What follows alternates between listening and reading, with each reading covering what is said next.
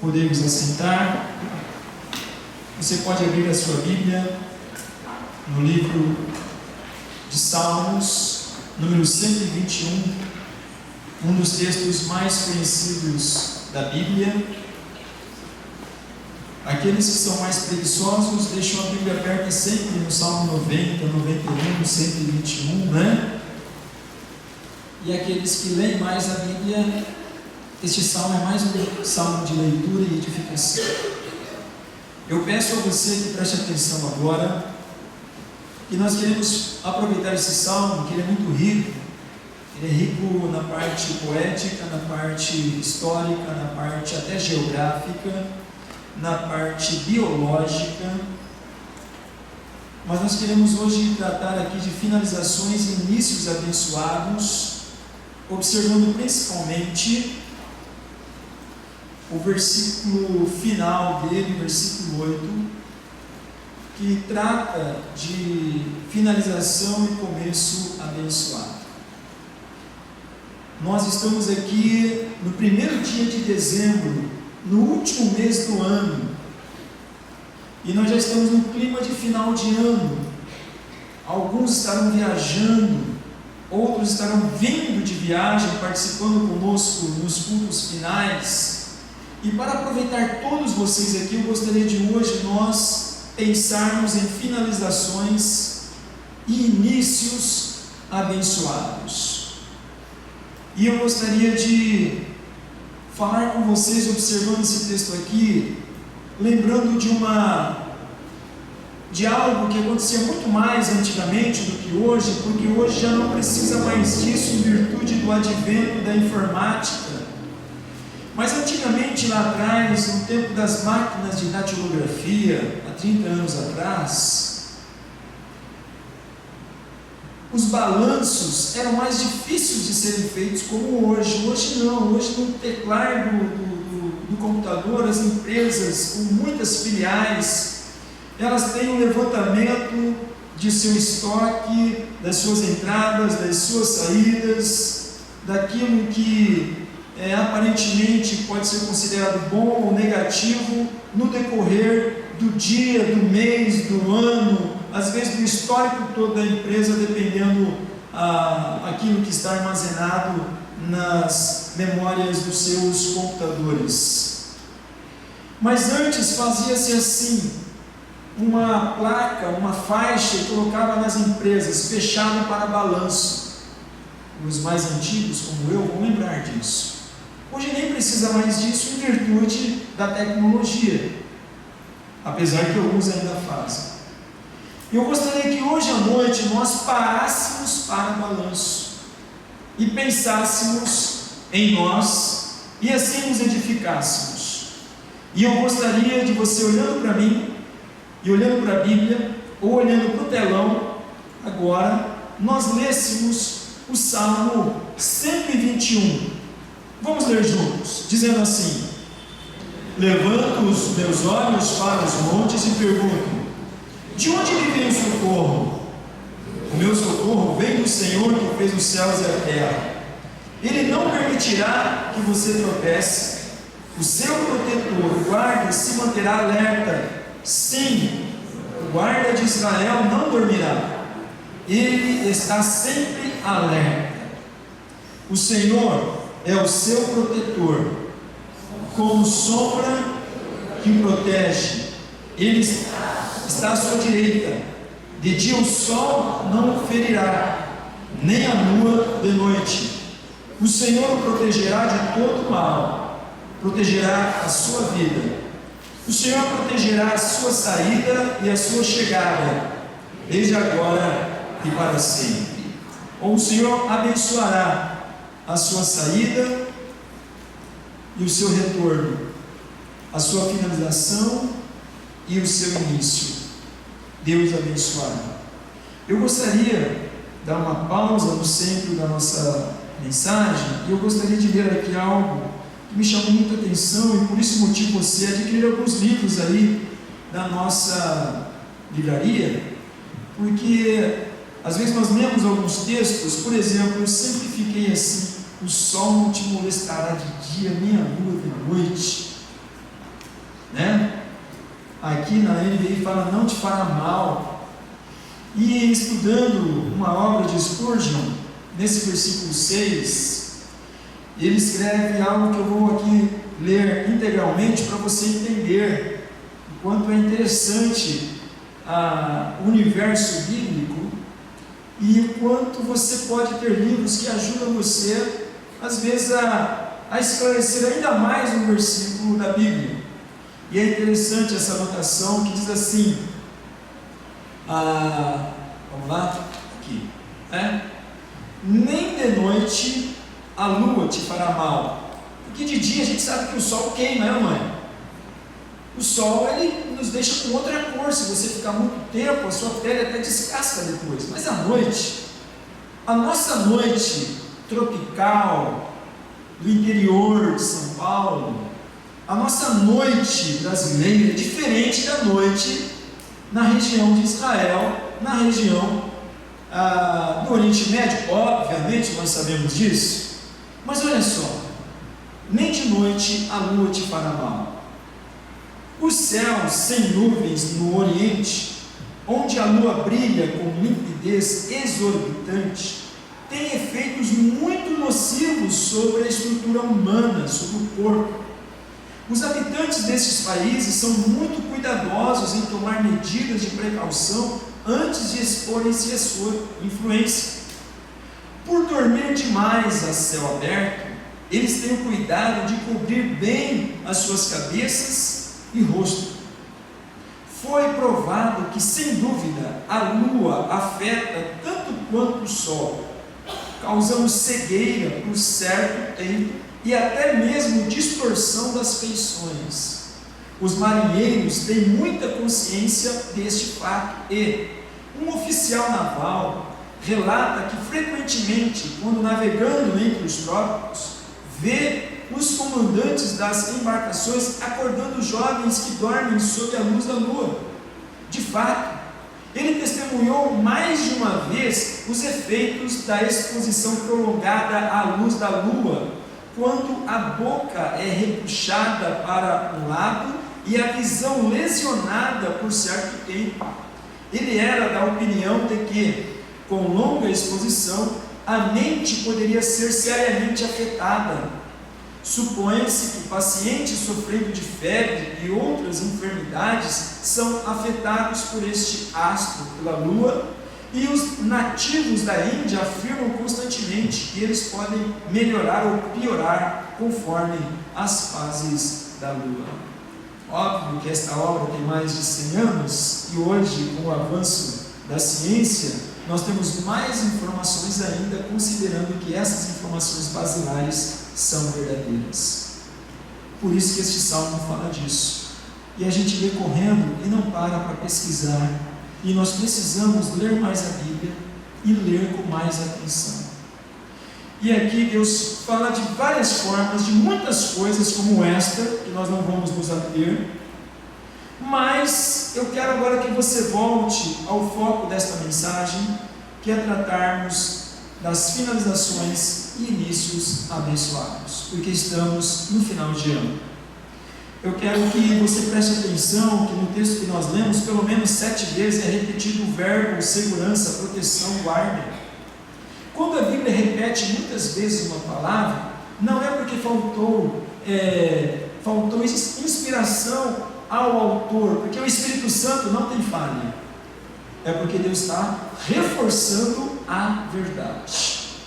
Quando algo é muito forte, então as pessoas, principalmente no meio antigo, eles falavam 2 vezes. Por isso que Jesus dizia, em verdade vos digo, ou seja, olha, é mais do que uma verdade comum, é uma verdade profunda. Por isso que santo, santo, santo é o Senhor dos Exércitos, porque santo é muito pouco, santíssimo é muito pouco, muito santo é muito pouco para a santidade de Deus. E agora, neste salmo, o salmista reforça que o Senhor é quem nos protege, é quem nos dá segurança, é quem nos guarda, porque na vida, no começo ou final do ano, nós precisamos sentir segurança. Precisamos que a nossa fé, a nossa convicção, a nossa certeza de proteção seja absoluta para que nós tenhamos paz. Amém, irmãos? Precisamos ter paz. E o que nos dá paz? A convicção, a certeza de que o Senhor guarda as nossas vidas, de que o Senhor está conosco. Amém? E muitas pessoas podem estar encerrando este ano com medo. Alguns estão com medo de nunca mais comer carne de boi. Não é? E a gente preocupada, fala, mas será que eu vou comer carne vermelha ainda? E a pessoa está preocupada, será que, ai meu Deus, irmão, nem só de pão viverá o homem, nem só de carne bovina viverá o homem, mas você tem que estar preocupado se você vai ter o pão vivo que desceu do céu. Isso nós temos que estar preocupados. Diminui, comprava 5 quilos, compra 3, compra 2, compra 1. Mas não seja esse o centro da sua atenção, o seu medo. Será? Ai meu Deus do céu, não vai ter carne. Que isso, meu querido? Que isso, minha querida? Mas agora voltando ao fato sério, é que muitas pessoas estão mesmo passando por medo. Será? Será que o ano que vem eu vou ter trabalho? Será que o ano que vem vai dar certo isso? Será que o ano que vem vai ser alguma coisa? Olha, é interessante o que Charles Spurgeon escreve, e está ali no final. E é uma frase interessante: vão é confiar em criaturas, sábio é confiar no Criador. Meu querido, você tem a opção de confiar na criatura, e você tem a opção de confiar no Criador. É legal confiar no médico, é importante. Eu fui ao médico essa semana, ele olhou meus exames e falou assim: você está muito bom. Eu falei: que bom. Mas se eu ficar todo empolgado com isso, eu vou estourar os meus limites, porque eu não estou ficando mais jovem, eu estou ficando mais velho a cada dia.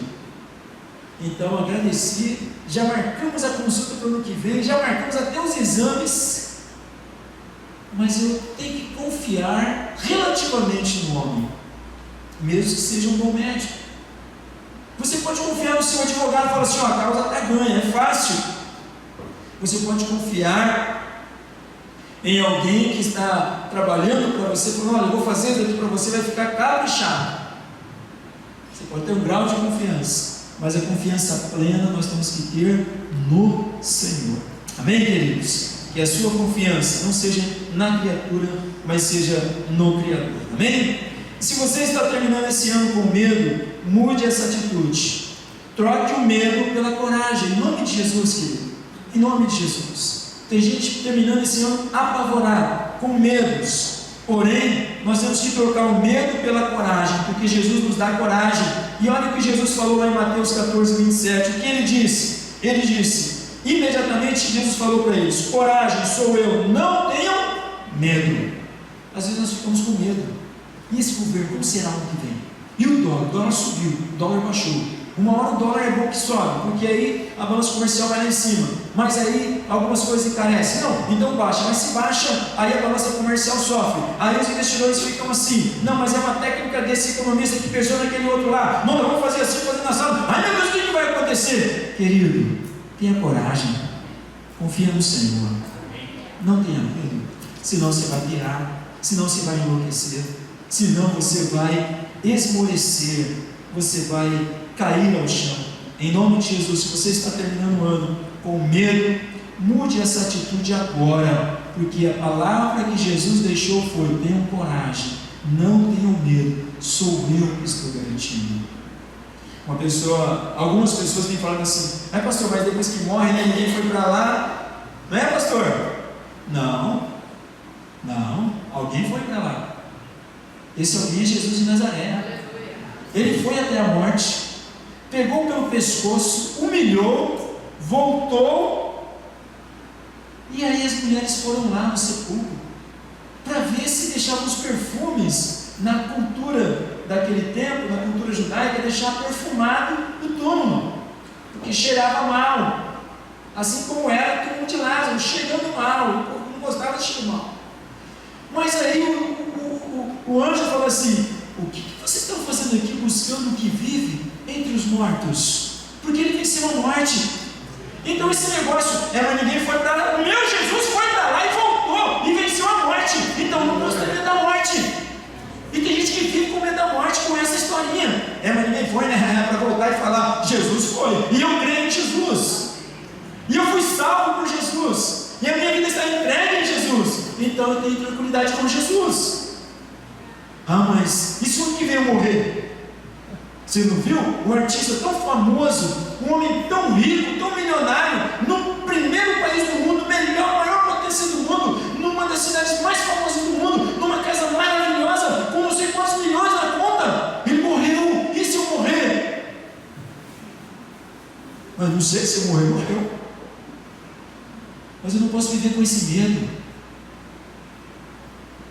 Não posso viver com isso. Fiquei 12 dias na UTI, esses dias com a minha esposa.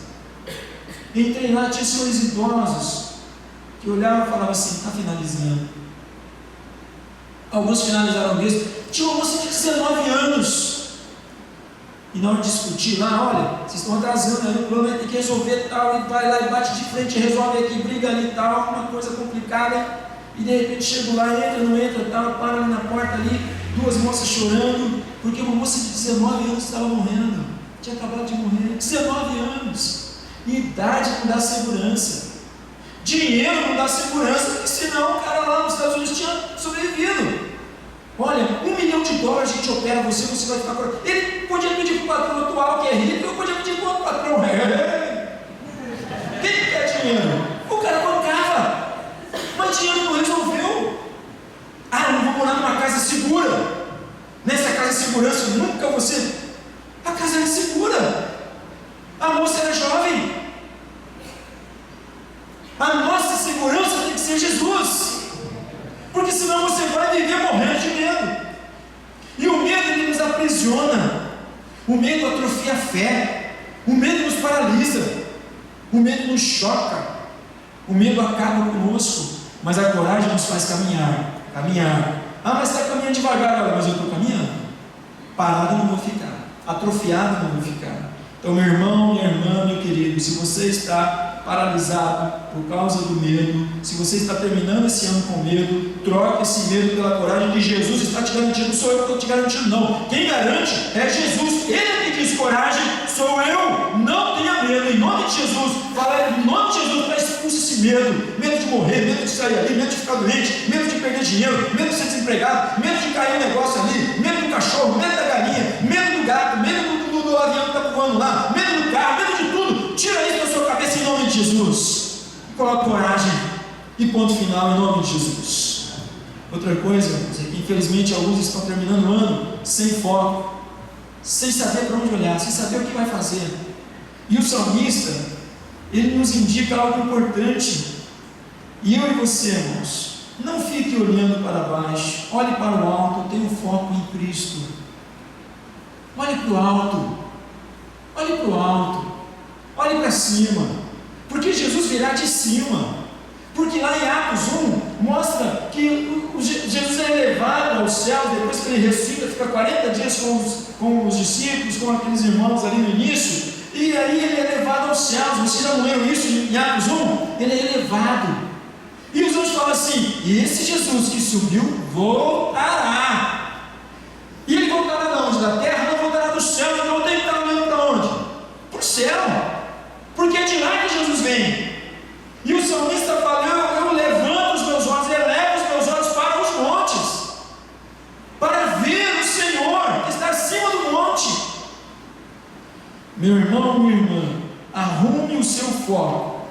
Tem mulher que está olhando para o marido, tem marido que está olhando para a mulher, tem pai que está olhando para o filho, tem filho que está olhando para o pai, tem empregado que fica olhando para o patrão, tem patrão que fica olhando para os empregados, tem gente que fica olhando o artista tal, tem gente que fica olhando o vizinho tal.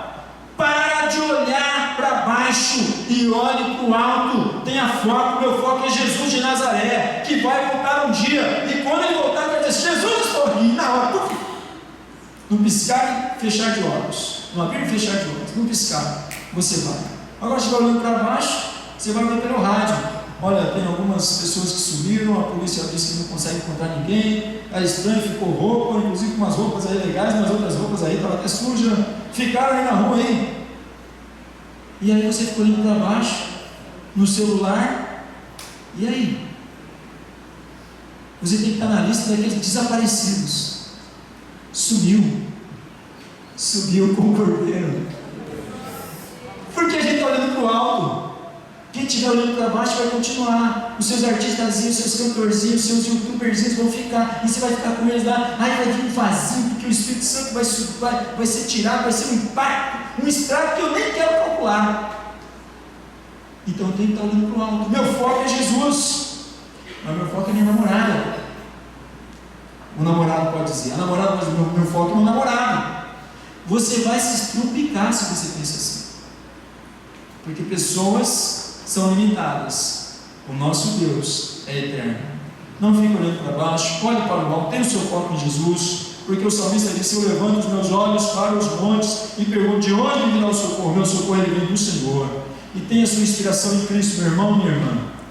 Tenha sua inspiração em Cristo. Tudo que acontece aqui na sua vida, Cristo passou. Ah, pastor, mas Cristo passou por isso? Passou. Cristo passou por aquilo? Passou. Mas por aquele outro? Passou. Depois a gente conversa junto. Tudo que você sente, você passa, Jesus passou. Por isso que ele desceu, deixou a sua glória, viveu entre nós, passou entre nós, foi tentado entre nós e foi aprovado acima de todos nós. É esse Cristo que você tem que olhar e tem que se inspirar. Tem gente se inspirando em youtuber, seguindo youtuber. Espero que não tenha gente aqui que faça isso. Tem gente seguindo artistas, até cantor gospel. Com isso, querido, rapaz, vai seguir Jesus. Vai ter inspiração de Jesus. Tem os caras que estão falando bonito aí, falam bonito, e até mandam nos WhatsApp: olha, esse cara falou bonito. Ninguém falou como ele falou. Essa é a maior frase, irmãos. Foram prender Jesus e os caras voltaram. Falaram: por que vocês não prenderam? E eles falaram: ninguém falou como ele falou. É esse que é a nossa inspiração. Ah, mas olha, fulano fez isso, fulano fez aquilo. Você pode ter por história, por relatos, mas a inspiração continua. Aquele que era, aquele que é, aquele que sempre será. Você viu, fulano era top, e olha, ele bombou, cara, vou seguir esse cara. E aquele que era o rei da glória, e foi aqui nascido numa manjedoura, viveu em Nazaré, viveu na Galileia, foi expulso de algumas cidades, foi ridicularizado, foi desnudado por minha causa. Esse sim tem missão para a minha vida inteira. Meu irmão, cuide de quem está te inspirando. Se não é o Espírito Santo, se não é coisa do Espírito Santo que está te inspirando, e a palavra de Deus é inspirada pelo Espírito Santo, se segura, se cuida. Outra coisa, rapidamente, que é muito importante, é elimine os estoques ruins deste ano, ou que você carrega durante o ano. Faça hoje a demolição de qualquer quartinho de horrores da sua vida. Quantos aqui na sua casa, no seu apartamento, tem um armário que você guarda as bugigangas? Quantos tem? Quantos tem? Ou na sua casa? Quantos tem? Quantos tem? Vamos lá, será que eu sou eu? Um armário você guarda os trem lá. Quantos tem? 1, 2, 3, 4, 5, 6, 7, 8, 9, 10, 11. Olha, mais de 45 pessoas. Por baixo, hein? E às vezes a gente tem isso na vida espiritual. A gente guarda umas coisas que já passaram, coisas vencidas. Houve um ano que nós pregamos aqui numa passagem de ano, de uma descoberta na região de Rio Preto, um homem que ele guardava na casa, tinha tanto jornal antigo, coisa antiga, que estava proliferando as pragas do bairro. Aí tiveram que entrar na justiça, aí a justiça determinou que aquela casa fosse limpa. Tiraram caminhões de sujeira. E aí descobriu-se que algumas pessoas sofrem com um problema de acúmulo. Agora, essa pessoa é uma outra história. Nós estamos aqui para falar de nós. Será que eu também não estou carregando, irmãos, algumas coisas ruins, uns estoques ruins? Mas um dia eu ainda vou dar o troco naquela pessoa. Mas um dia eu ainda vou devolver com a mesma moeda. Mas um dia, você vai ver, vou passar lá e vou mostrar quem eu sou. ou se não, coisas chatas que aconteceram na vida, coisas que estragaram momentos da sua vida, abalaram suas emoções, e você guarda aquilo, e isso não faz bem para você.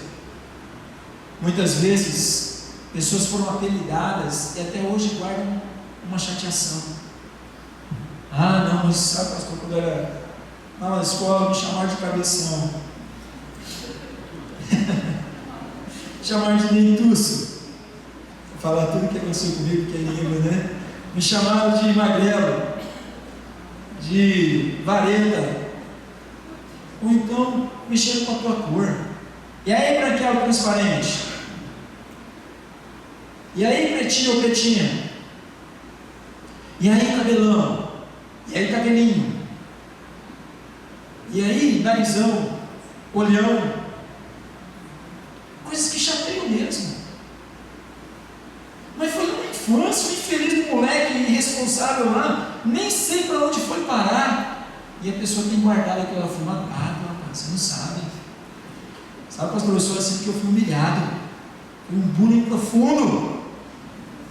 Quantos aqui já não sofreram um apelido desnecessário? Um bullying.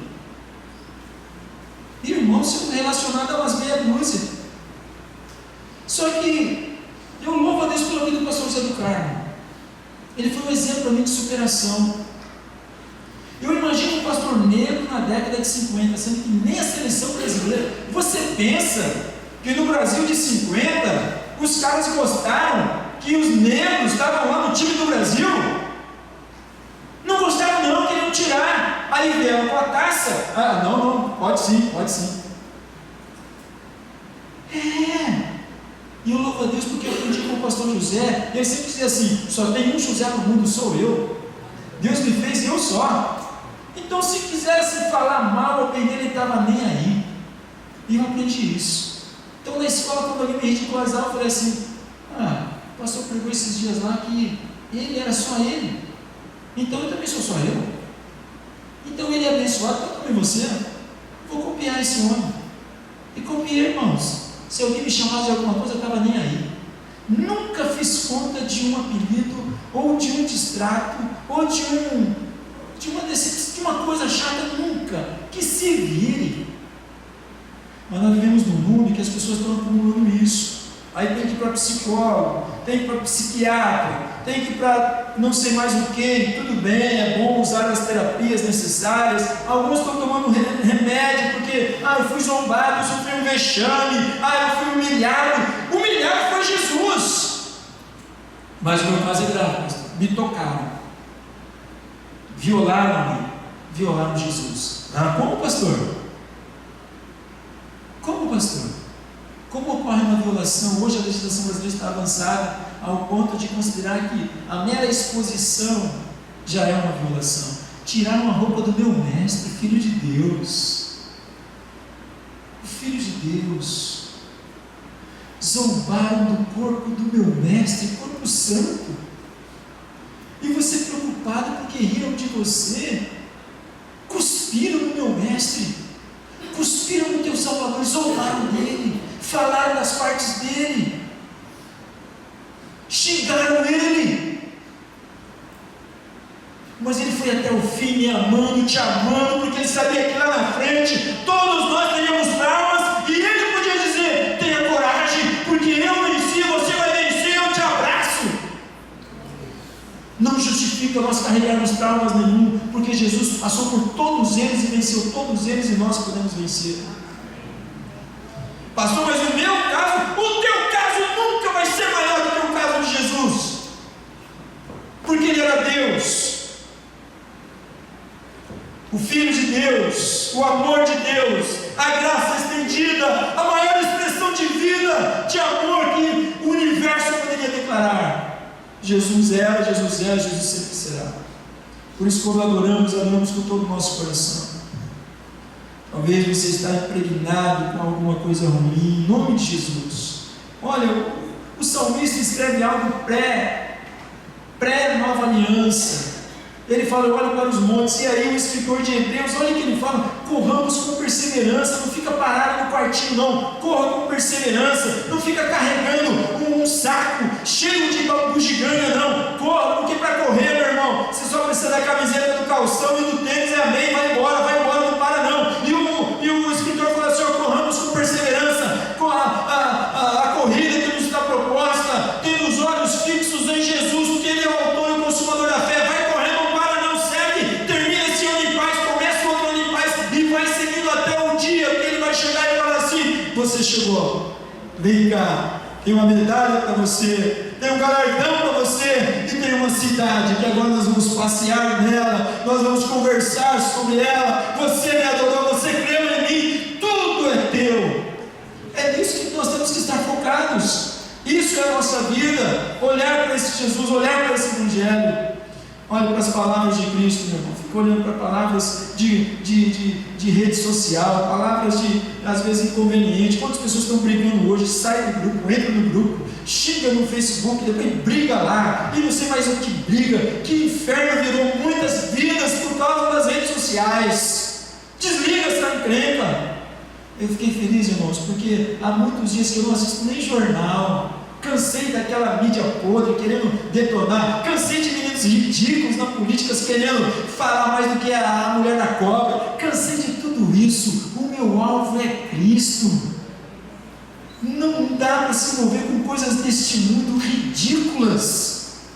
Tem vidas precisando de Jesus. Tem vidas precisando que eu seja bênção e você seja bênção.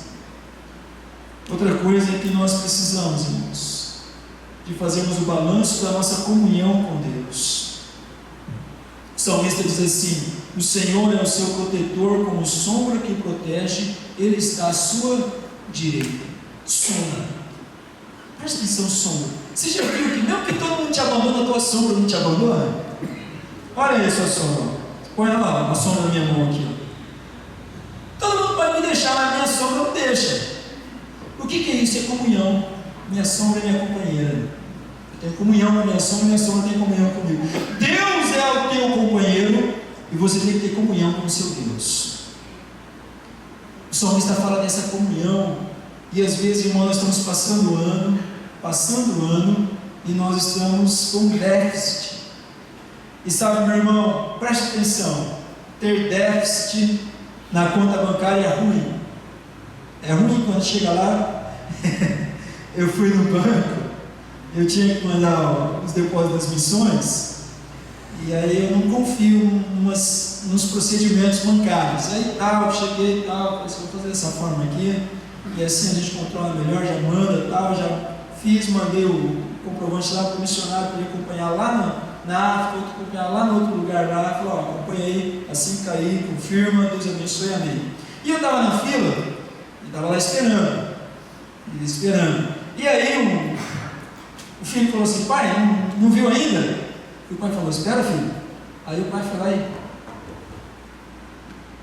pai, já acabou? Já acabei, filho. Mas não vai pegar dinheiro? Não, filho, vou pegar outra lá. Também, né, pai? Só tem 10 reais. Coitado daquele pai, falou, filho, a gente volta aqui depois. O menininho está ficando esperto. Ele viu que havia um déficit. Deus abençoe, que haja muito dinheiro, não conheço o cara, mas Deus abençoe lá. O menino, ele viu que a conta do pai estava deficitária. Isso é ruim. Ter déficit na saúde também é ruim, irmãos, é pior ainda. Agora preste atenção, porque agora o riso vira choro. Ter déficit espiritual, aí é o pior de todos. Porque eu posso ter só 10 lá no banco, eu posso estar tossindo aqui, porém, se eu tiver a minha vida em comunhão com o Senhor, eu tenho segurança. Eu posso passar bem um ano. Porque o que adianta passar o ano bem, economicamente, com saúde para dar e vender, mas sem comunhão com Deus? O que adianta? Olha o que diz ali o Senhor Jesus em Marcos 8, 35 a 37. O que ele diz sobre o balanço da nossa comunhão com Deus? Olha o que ele diz. Vamos ler juntos? Pois quem quiser salvar a sua vida, a perderá. mas quem perder a vida por minha causa e pelo Evangelho a salvará. Pois que adianta o homem ganhar o mundo inteiro e perder a sua alma? Ou o que o homem poderia dar em troca da sua alma? O que interessa é a minha alma. Porque o meu dinheiro pode passar, 10 anos ou 1000 anos, pode passar. Minha saúde pode ter problema, mas a minha alma está nutrida com comunhão com o Senhor, porque é isso que é o principal nesse balanço.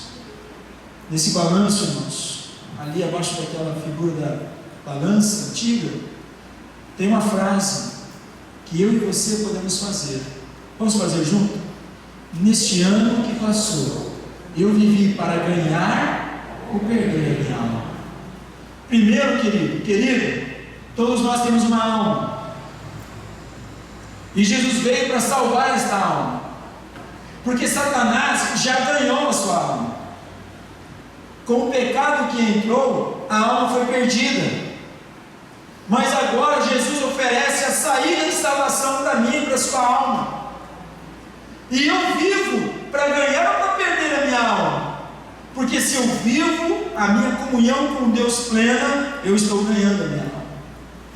Eu estou obedecendo o Senhor. Agora, caso contrário, eu estou perdendo a minha alma. Irmão, um dia esse corpo vai parar, vai virar pó, ou cinza, ou comida de peixe se for no mar. Mas a alma, diz Eclesiastes, que ela volta para Deus e o deu. E lá Deus vai perguntar: tem o sangue de Jesus? Tem a comunhão com o meu filho? Tem a marca do Espírito Santo? Entra. Não tem o sangue de Cristo, sangue do meu filho que sofreu tudo por vocês.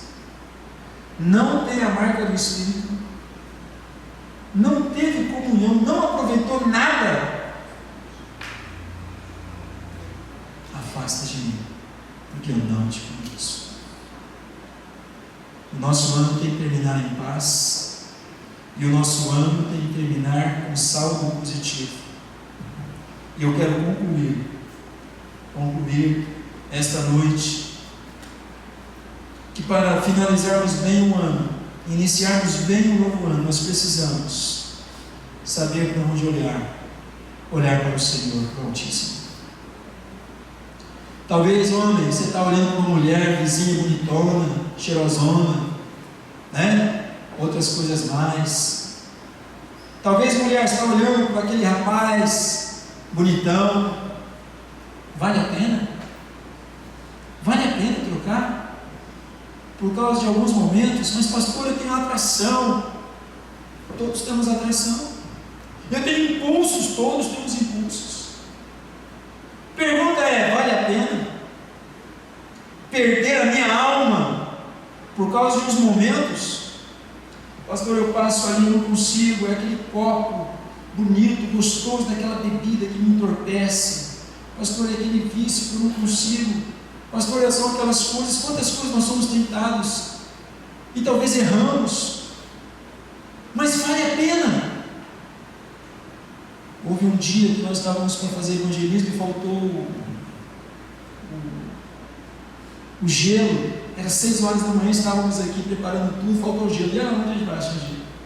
Aí eu fui num lugar que vende gelo a noite toda, a manhã toda, a tarde toda. E tinha umas moças não, já eram mulheres já. E os caras. E tudo vindo das festas.